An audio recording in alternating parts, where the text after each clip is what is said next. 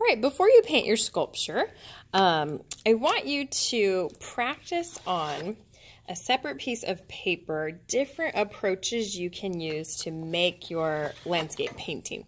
So I have this handout for you to look at that shows you 4 different styles that artists throughout history have created landscapes in a variety of styles. So this first style is called Impressionism, and this was a period where the artists were trying to use really distinct brushstrokes and a spotted type visual look, and their goal was so that the person looking at their artwork knew it was a painting and that it was made from paint.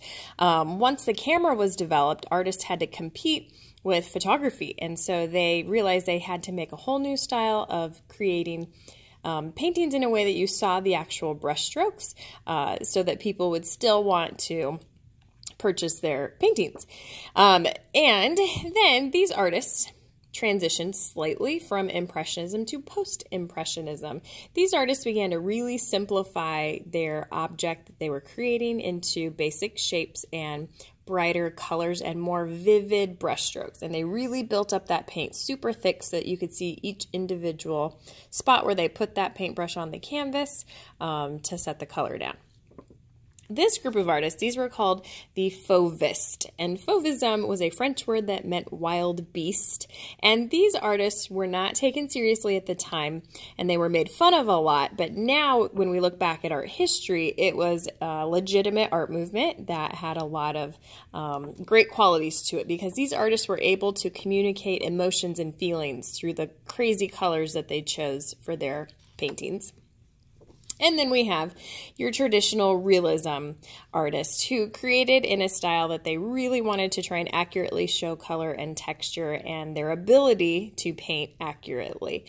So you get to decide which of these 4 styles you think you'll be most successful at in terms of finishing your sculpture project. So students who don't have a lot of experience painting, you might choose one of these 3 options because it allows you more creative freedom to not be exact with like what you see in your photo. If you're a student who has lots of experience painting, you might take on the challenge of trying to paint in a realistic style, or if you're a student that just really wants to learn and grow to become more accurate in color and detail and texture, then you should work with realism. So what you're going to do to begin with is you're going to get a practice piece of paper and a set of watercolor paints. Now, our final project will be done in acrylic paint, but for practice, we're just going to use these watercolors. And then you need to make sure you have your reference photo next to you to look at. So what you're going to do is divide your space into 4 sections, 1 for each style, and I want you to practice what these styles can look like. To use the watercolor paints, you need to activate these paints first, and really only the colors that you need based upon your photo. So water is needed to turn these to paint, and we like to teach our elementary kids to put a little water on the surface to wake up their paint, and then you're going to have to rinse your brush, put a little water, rinse your brush, so that you're turning this to paint. Okay, so this first style called Impressionism was where the artists used lots of individual tiny little dabs of color, and they weren't as concerned about getting things accurate with details. So I'm going to look at my photo, and I'm going to do a quick contour drawing sketch so that I have an idea of where to put my colors. Okay. So in mine, I've got this nighttime sky. So I'm just going to take a little bit of paint on my brush, and I'm just going to start to apply dots of color where I see my dark sky. And the trick is that you have to have a variety of colors mixed in so that these individual dots still stand out. So I'm not taking my paintbrush and doing brush strokes all the way across the surface. I'm just setting the brush on the surface and leaving a dot behind. So when I get to my trees, I'm going to kind of work in kind of the general shape of the tree, just leaving these little bits of dots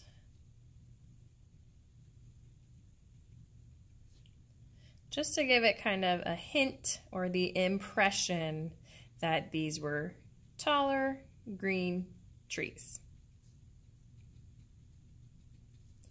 And then I might throw in a little bit of the brown trunk, although my brown got sucked up by the green.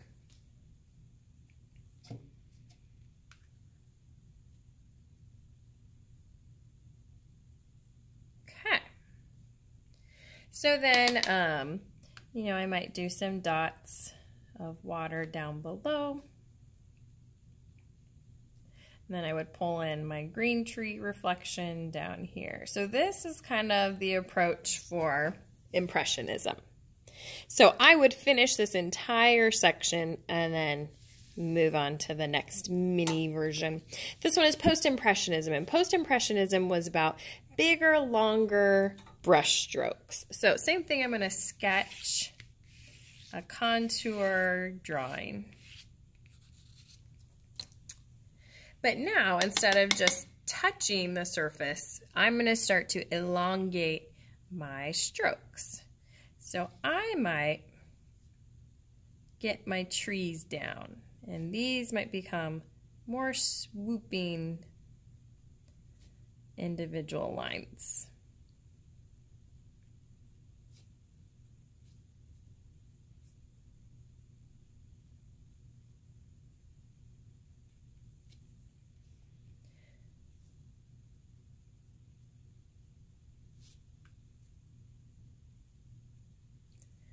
Okay, and then my sky might really become more exaggerated with the brush strokes.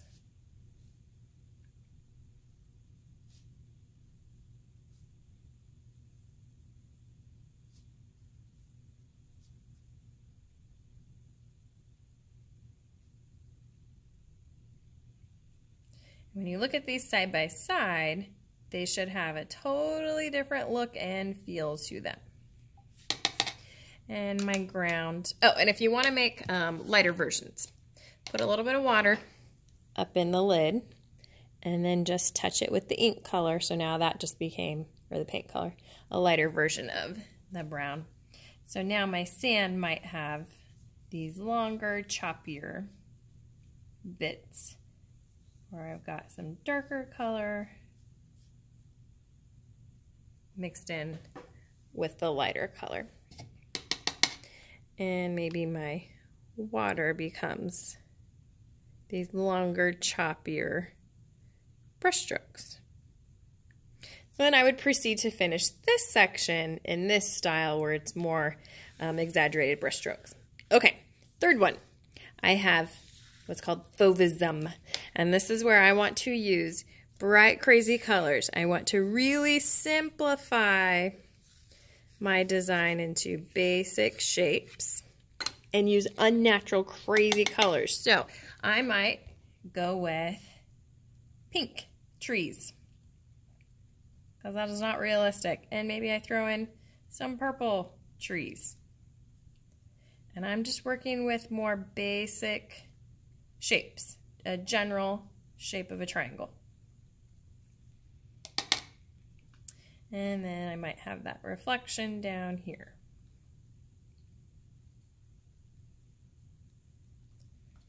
And instead of green grass, maybe I have orange grass.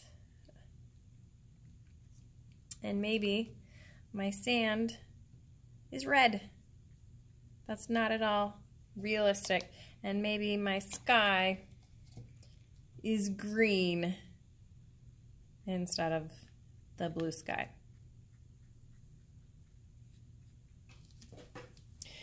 Okay, and then the last style, this is the one where you would want to spend more time and attention practicing to get it more realistic, if that is working with realism.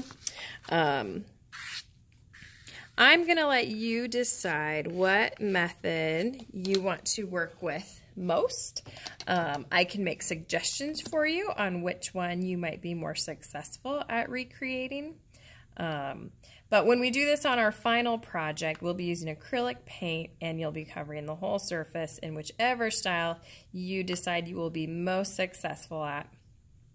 So this really is just practice to learn the different methods of creating landscape paintings so that when you decide which one you like best, you're more confident in how to go about painting that once we get our acrylic paints out. So for this one, I would want to try and slow down with my photo and really kind of look at those individual trees. That's where I would probably start to really give myself each little trunk. And then start to paint the individual kind of trees and leaf sort of design and textures that I see. So for those of you who finished plastering early, I want you practicing these methods. I want you to take your time. This is a learning experience, but I don't want you to rush through it. I really do want you to practice all the different methods with your specific photo so that you've got a better idea once we start really painting our final sculptures, how to proceed. So when we clean up today, if you mixed colors in your lid, please get paper towel, dry that out, and then rinse off your brush and put your brush inside your palette so that it's ready for the next student to use. And then I'll tell you where to place your paintings to dry at the end of class.